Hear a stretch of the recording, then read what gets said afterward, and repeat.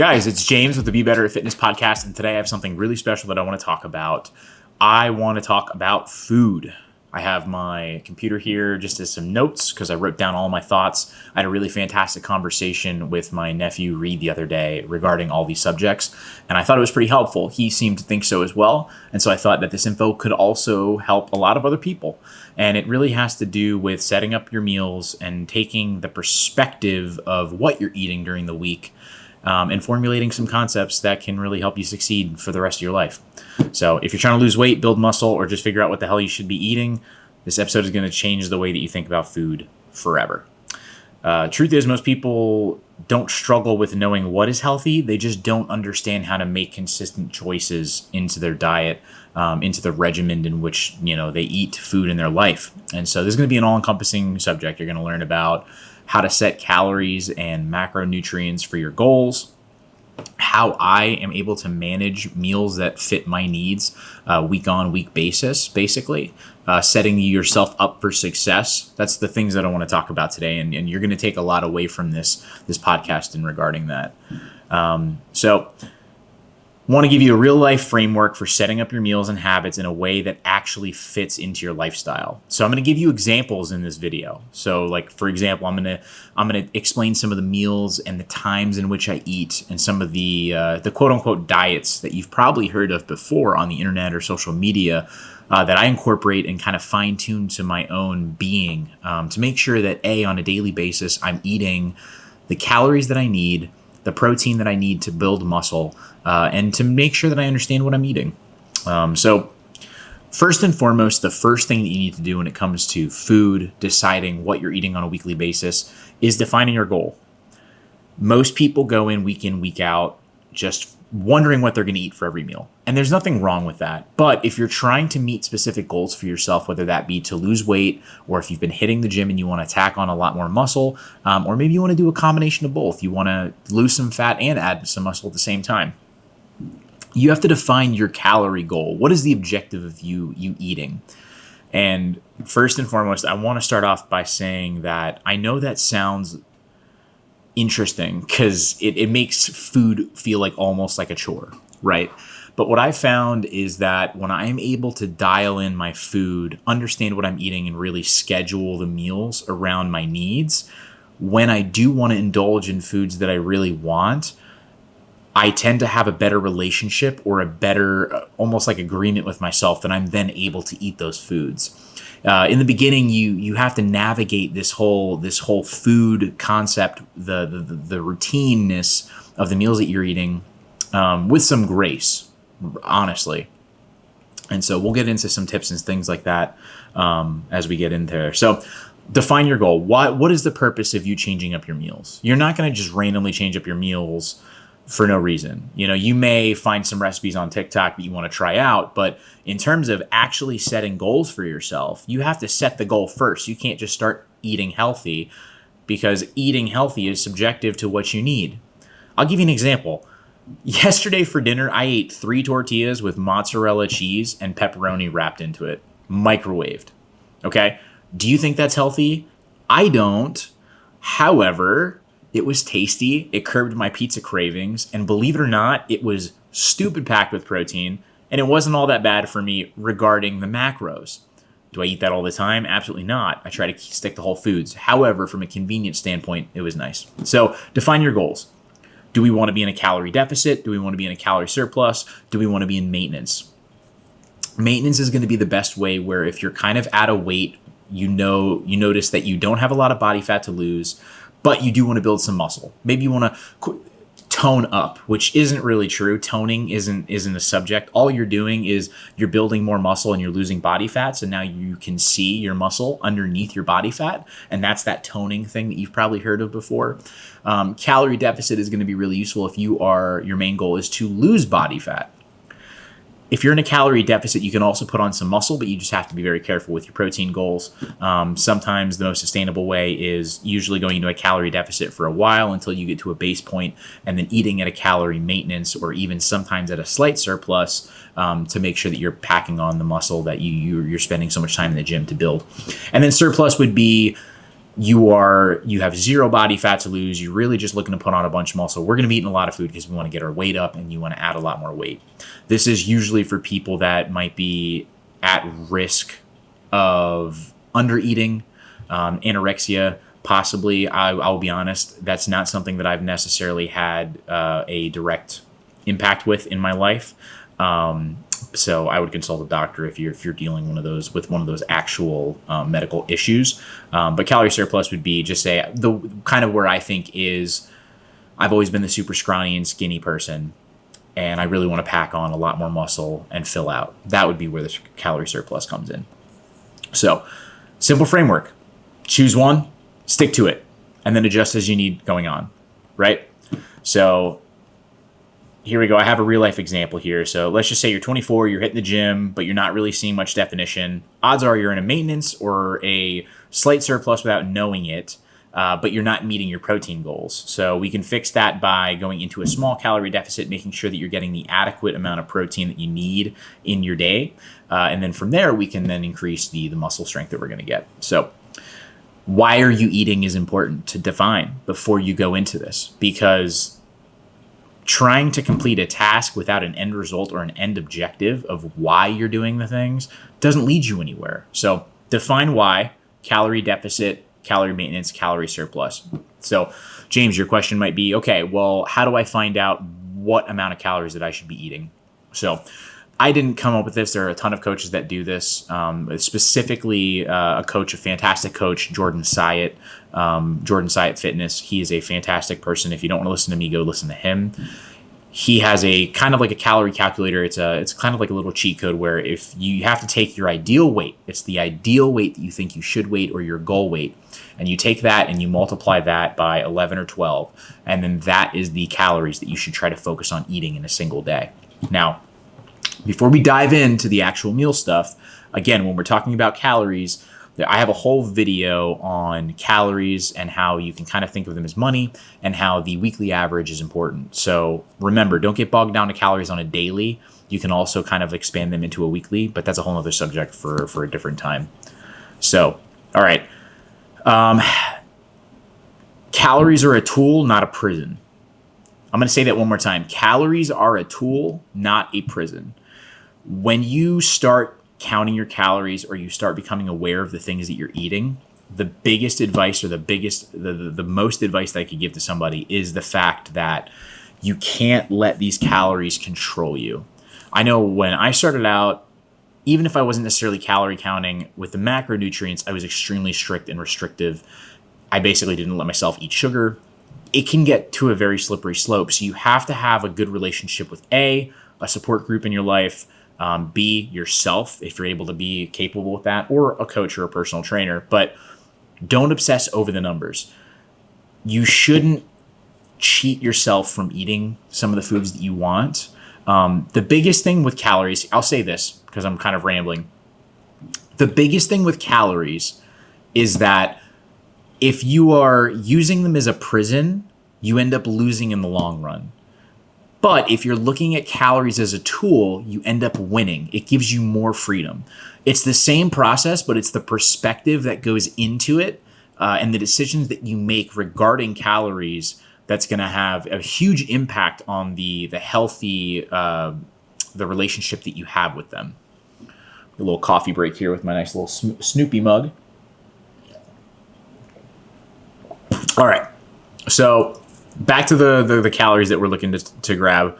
We have to take our goal body weight. We're going to multiply that by 12. That's going to equal our daily calories that we're going to shoot for. Protein target. We are going to try to shoot for 1 gram of protein per pound of our goal body weight. So for example, if we decided that we want to weigh 150 pounds, that's our goal body weight, right? Let me break out the calculator here. I don't need that, 150. So the protein target that we would be eating at 150 calories would be 150 grams of protein a day. Now, regarding our calories, we're going to take 150 times 12, which is going to be, let's see, 150, 50 times 2 is 100. 100 times 10 is, that is not correct. Hold on here. That's embarrassing. I might have to cut this out. Is math difficult? Holy shit. 1,800. Okay. I don't know what I was smoking, but 150 times 12 is going to be 1,800 calories. So your goal would be eating 1,800 calories with 150 grams of protein. And that would be the ideal way that you want to go about that process. Use this as a framework, not a rule book. So the goal is to understand the food and not be perfect. There are going to be weeks where you're not perfect. There are going to be weeks that you eat 160, 170 grams of protein. There's going to be days that you eat 130, 140. You want to try to meet those goals. And depending on how strict you want to be, you will decide for yourself if that's something that you want to prioritize or add more emphasis to. But remember, you're just trying to understand everything. You're trying to understand where the calories come in. You're understanding what each meal costs and how it fits into your daily value. The calorie game isn't about eating in such a restriction. I don't eat these foods. I don't eat these foods. I don't eat these foods because they're not conducive of the food that the goal that I'm trying to reach. The reason you're counting these calories and the reason that you're taking control of the foods is to understand what foods cost and how they go into your body and where you can then manipulate these within your eating habits, basically. So I'll use an example. I love Reese cups, right? I think it's 230 calories for 2 cups, which is ridiculous, right? Because who the hell just wants to eat 2 Reese cups? Now, Reese cups they don't make any sense regarding my goals in terms of making sure that I get quality protein and quality sources of food and quality calories in eating it. However, if I want to eat those Reese cups for the day and I want to stay within my calorie goal, I'm going to make sure that then my other foods are also meeting those goals. I'm not saying that I can't eat the Reese's cups because they're 230 calories. I can eat the Reese's cups. I just realized that they're 230 calories and now I can understand and map around the rest of my day. But what that perspective gives me now is it also makes me think of, wow, Reese's cups are going to leave me hungry. Do I need these or do I really want these right now? Because I'm going to eat these. It's going to blow 230 calories, which might be even close to half of one of my meals at this point. It's not going to fill me up, and it's not going to add towards any of the benefit or the nutritional gains or objectives that I'm trying to earn for the day. I'm not saying don't eat the Reese's cups. I'm just saying understand what they're going to take away from the food that you're trying to have to achieve, the goals that you're trying to achieve. And so this is something that comes from practice. This is something that you're going to learn over a period of time. It's not a magic pill that you can take. It's not something that you're immediately going to just click. I got it one day. I'm still learning how different foods can fit into my day. I'm still learning how I can adjust things around eating a pack or a sleeve of Oreos. Newsflash, it doesn't work. You just blow all your calories, but Oreos are delicious, so I got to make sure that I can work them in there. Okay, so you understand calories. You kind of understand, or at least hopefully you have a better understanding of why we're eating, why we're tracking, why we're looking at our macronutrients, why we're trying to really have a bigger picture of the things that we're eating. Understanding what we're eating gives us enlightenment to what we're going to be able to add back into our body or what we're going to be able to feed back into our body. What does everything cost? How much money do I have left for the day? Stuff like that, right? But how do you set up your meals, right? Because it's all fine and dandy. You're like, okay, I can just start counting my calories, but what are my meals going to be? Find the rhythm. That's the best advice I can get, and we're going to deep dive into that, so stay around. Find the rhythm. Rhythm looks like having meals. Think of your brain as like, you remember your mom's little box of written recipes, how you would kind of scroll through those and then you would have like your fan favorites. And then eventually after you cook them for a long time, you're like, yo, I can just make this meatloaf without even looking at the recipe card. I know what goes in it. I know how many people it's going to serve. I'm going to cook it. It's going to be delicious, consistent. Boom. I love eating that meatloaf, right? This is the same concept. You're probably already doing it. The only difference is now you're coming at it from the perspective of making meals that meet your goals. And that's something that you're going to experiment with. That's stuff that you can get inspiration from. There are tons and tons and tons and bazillions of recipes online that you're like, oh, this one's high protein. Eat this high protein pizza. You can work on that for yourself. I have a meal book on my website. that I give out to people, and it just has like, gosh, I think I'm at like 35 or 40 recipes right now. And it's just ideas of things that you can cook. And I know these are meals that you can make achieve your goals. So the rhythm is what you want. It sounds a little boring, right? But you stack all these meals kind of in your interior recipe book, and now you don't have to think about it. So I'll give you, here's a real life example on how things I do it. I have about 2 or 3 breakfasts that I really rotate out or around. I have I'm just going to use 2 for now.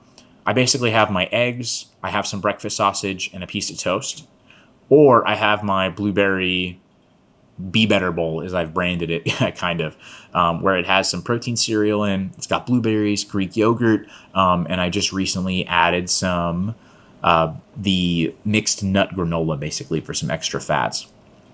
Those are 2 breakfasts I love fucking eating every single morning.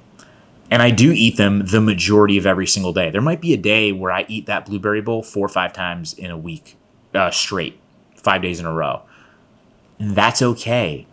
It's a 46, 50 gram banger protein meal that I know tastes like a fucking dessert. It's delicious, and I don't mind eating. I make it the same way every single day. It's like a routine, and that's okay. Sometimes we get so caught up in making this extravagant, every single day has to be different type of meal style. What I like to do is I like to have my routine meals during my busiest days, and the days that I get to relax a little bit, usually the weekends, those are the days that I'm going to spend the time to cook something that I really want. Those are the days that I'm going to use some of my calories and I'm going to go out to eat.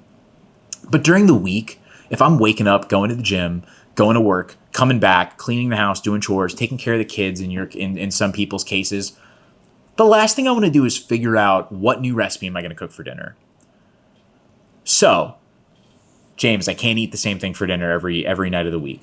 I'm not saying that you have to. I'm just saying maybe have 3 or 4 different meals that you don't mind cooking. You can cook a meal on Monday and then eat that same meal for Tuesday, cook a new meal on Wednesday, eat that same meal for Thursday if you make enough to have leftovers, or better yet, make a meal on Wednesday that has enough servings for you to eat it for lunch the next day and then make the new meal Tuesday. Or make it enough so you can have it for lunch and dinner, or stagger it where the first 2 days of the week you're cooking 2 different meals, and then you have one for lunch, one for dinner, one for lunch, one for dinner. That's totally okay. You have to come up with these meals in your head. You have to find these little routine things. What's my go-to lunch? What's my go-to breakfast? And then you make a little recipe card, 4, 5, 6, 7, 8, 9, 10 different recipes for each meal that you like eating. And then you just have them on lock. So that way, if you can't get to that one, you know you can make that one. I don't have any ground beef, but I know a meal that I use with turkey that I'm going to love. I don't have any turkey, so I'm going to downgrade it to the 2 cans of tuna in the tortilla. Man, I ran out of tuna, so I know I can pick up some deli meat on the way to work, and I can eat that deli meat on a bread with a piece of lettuce, and it's going to come out to this many calories, and it's going to be this much protein, and boom, I got my goal. It's not something that's going to be easy, but once again, I preach learning the concepts. That way you can apply the concepts and then understand it as a whole. All right, let's keep going. I'm kind of rambling on. I feel like I kind of beat a dead horse sometimes on the subjects because I just want to make sure that people really get it, the point across. I'm a rambler. I really like talking about this stuff, and then occasionally as I'm discussing it, I feel like I'm not articulating it the way that I want to.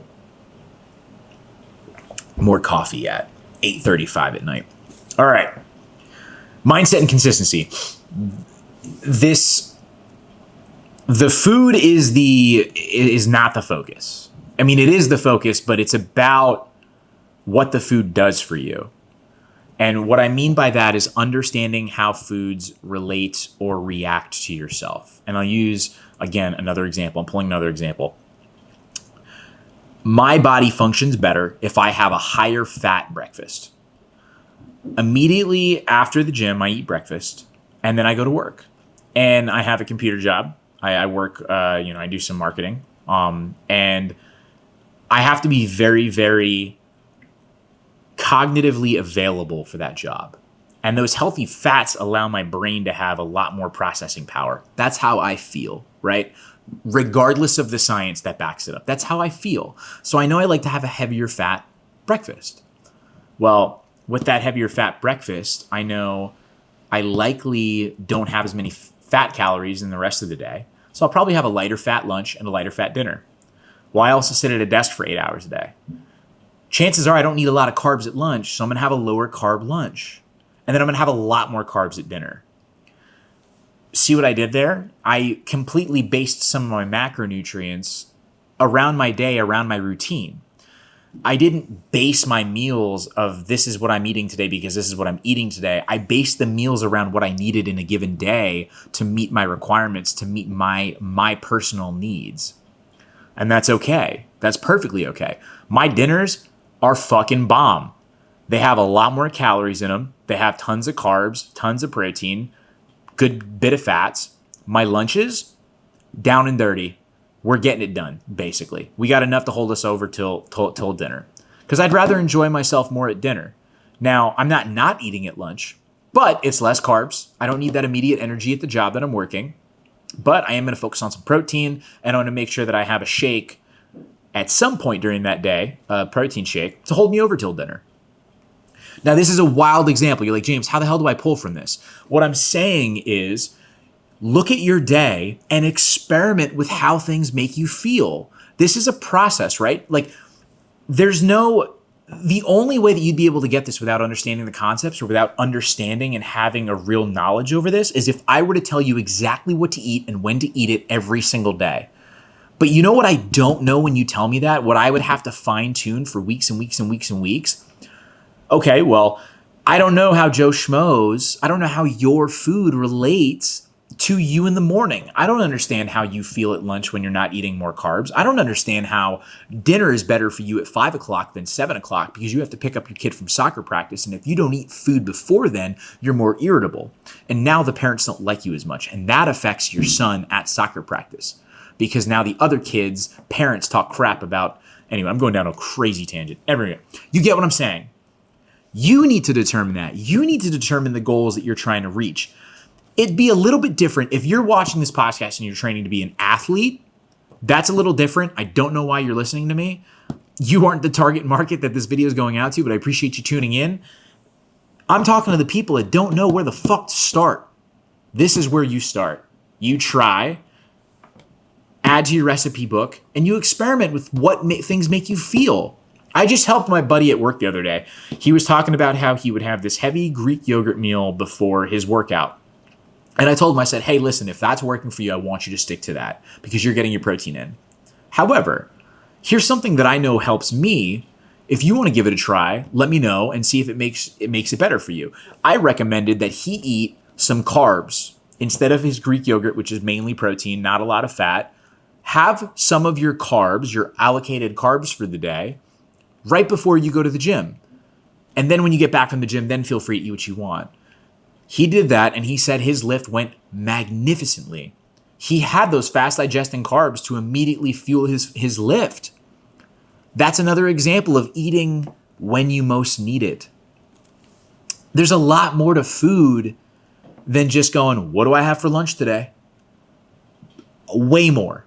And when it comes down to working out and having a busy schedule and trying to get more out of your day, the most important thing that you can do is understand what benefits you and when.